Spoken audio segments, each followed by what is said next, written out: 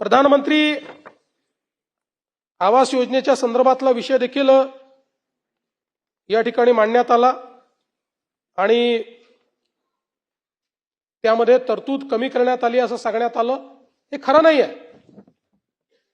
प्रधानमंत्री आवास योजनेमध्ये आपली जी तरतूद आहे ती तरतूद आपण वाढवलेली आहे आणि एकूण आपण जर विचार केला तर 14,300 कोटी रुपयाची तरतूद आपण केलेली आहे प्रधानमंत्री आवास योजनेमध्ये.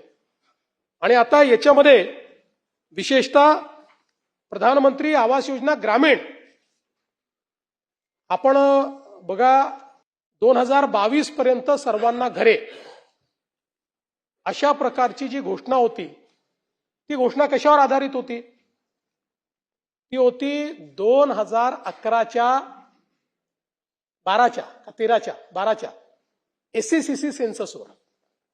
एससीसीसी चा जो सोशिओ इकॉनॉमिक सेन्सस झाला होता त्यामध्ये महाराष्ट्रामध्ये जेवढे बेघर दाखवले होते, देशात जेवढे बेघर दाखवले होते त्यांना 2022 पर्यंत घर द्यायचं होतं आणि त्यानुसार तो आकडा आपण पूर्ण केला.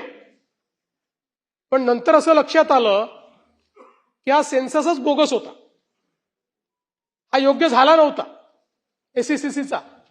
आणि म्हणून मला आठवतं की त्या काळामध्ये मी स्वतः महाराष्ट्राचं रिप्रेझेंटेशन देऊन आवास प्लस पोर्टल उघडायला लावलं आणि पुनश्च सर्वेक्षण करायला लावलं आणि 2018 साली ते सर्वेक्षण पूर्ण झालं आणि त्या सर्वेक्षणामध्ये 30 लाख अजून महाराष्ट्रामध्ये लोक निघाले की ज्यांना घरं नव्हती किंवा ज्यांनी रजिस्टर केलं त्याच्यामध्ये.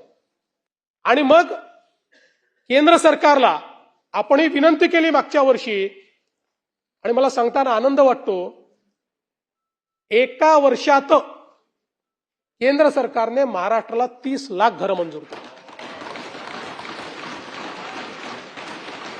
आणि एवढंच नाही तर आम्ही सांगितलं की हा आकडा 19चा आहे, कदाचित याच्यात 4-5-10 लाख रुपये अजून वाचले असतील.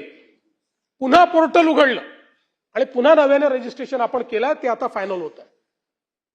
त्यामुळे ग्रामीण भागामध्ये आणि ग्रामविकास विभागाचं मी अभिनंदन करेन.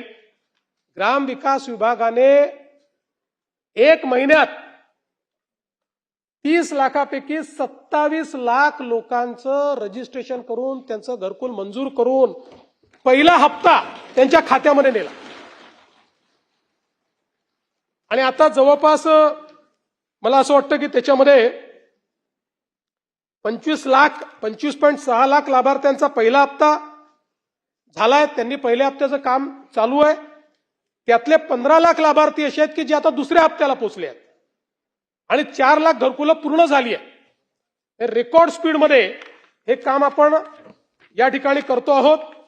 आणि विशेषतः आपण दिलेल्या अनुदानातही आता वाढ केलेली आहे आणि ती वाढ करताना ही जी 30 लाख घरं आहेत पहिल्या दिवसापासून रूफटॉप सोलरची घरं असणार आहेत, त्यांना विजेचं बिल येणार नाही.